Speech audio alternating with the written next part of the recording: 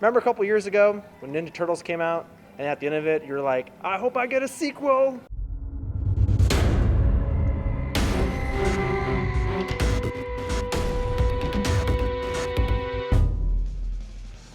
We're here tonight at Brennan Theaters watching Ninja Turtles Out of the Shadows. I gotta say, this movie, for me, it felt like the studios literally took a giant spoon, dipped it into the fan service ice cream thing, and just, there you go. It was super cool seeing Bebop and Rocksteady. I was a huge fan of those characters as kids growing up, because you see a rhino and a warthog fight turtles with ninja abilities and weapons. I thought that was super cool. But it fell short. I was kind of like, there's so many plot issues and just so many anticlimactic things like fight scene, exposition, a lot of exposition, fight scene, more exposition, all over the place. It wasn't a bad movie, but it wasn't a good movie either. Definitely a family movie. If you're a parent and you're worried about something somewhat appropriate for the kids to watch, you could definitely take them to this. This will do. There are some fun moments. I did laugh a little bit here and there because I like seeing the Turtles, but I just feel for being a sequel, you should up the stakes just a little bit more than what they were. So for me, it kind of fell a little short. Like I said before, fan service, scoop it, just there it is. So I'm gonna give this movie a solid 7. The visuals are there, let's be honest. The visuals are always there. Everything has great eye candy. But it's just, with what they were doing with stuff, it's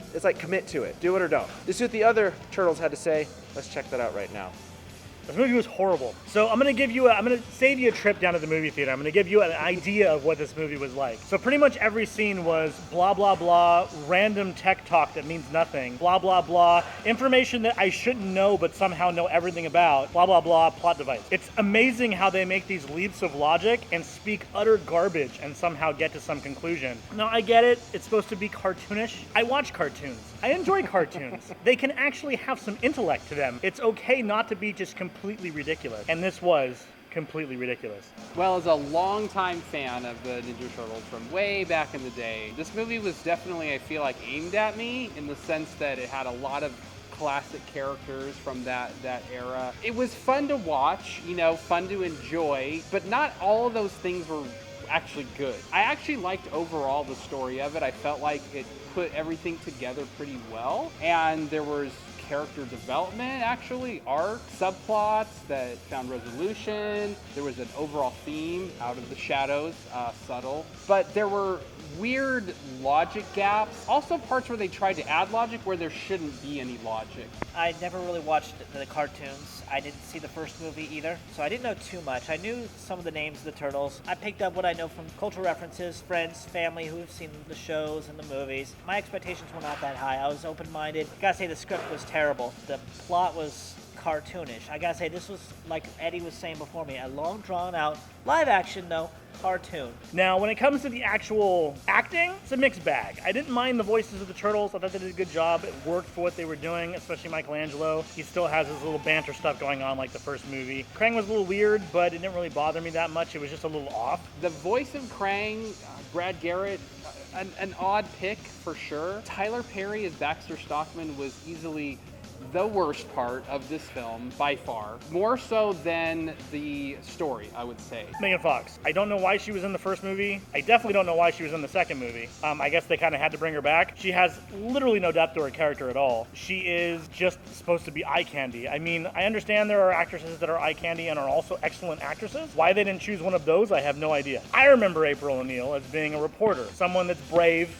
and feisty, not someone that has like every skill known to man. She apparently knows how to do everything. She's a master of espionage. She can go toe-to-toe with the ninja and somehow not lose. It's just mind-boggling what they've written into her character. She's pretty much able to do everything. Special effects were good. The way it was filmed was good, at least to my eye. Not being a film student. Visual effects were really, really good. There was a plane crash sequence that I really kind of enjoyed watching. It was actually pretty good. I'm like, this is one of the highlights of the movie. That's a cool plane crash, which you can find almost any other action movie, which is funny. This is a Ninja Turtles movie. And the best thing I liked about it was a plane crash. I like Lost, by the way. Good show. J.J. Abrams made it. Imagine if J.J. Abrams did Turtles. Yes. Holy Seriously, right? But he would never choose to direct something like that. That's not his style. And the way it was shot was really good. So the production value of the movie itself was really good, except for the acting and the plot and the screenplay. A lot of the jokes fell flat. Megan Fox, as hot as she looks, she needs to be given a better challenge as to playing a character that has more depth, not one-dimensional, as Nick said. If you want to go see an hour-and-a-half long photorealistic Ninja Turtles cartoon, go see this movie. If you are an adult and you like serious things and don't like to laugh or have fun, you definitely don't want to see this movie. This movie is not for you. The script, that guy needs to find another job because the script, in my opinion, was absolutely horrible. The banter wasn't believable. The moments where you're supposed to feel like emotional angst because of what's going on, I didn't.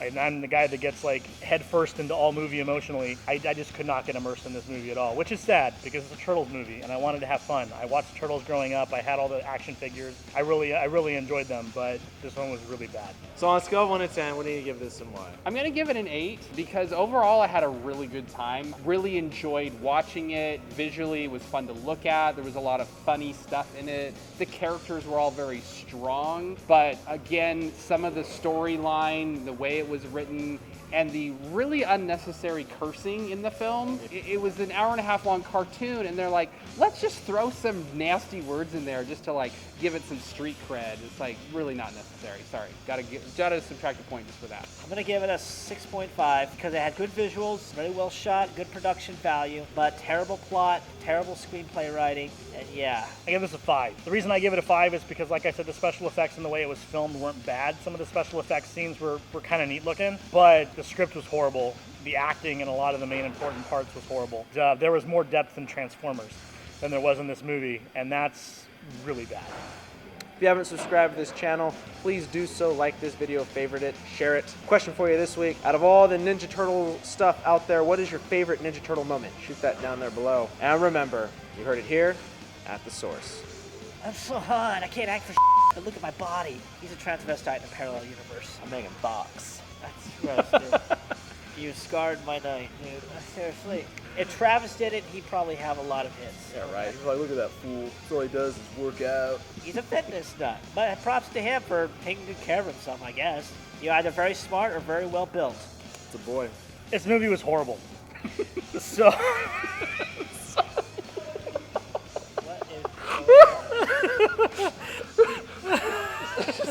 It's the same way I opened it last time. I know, but it's just the way he said it. He goes, this movie was horrible. You, Michael Bay.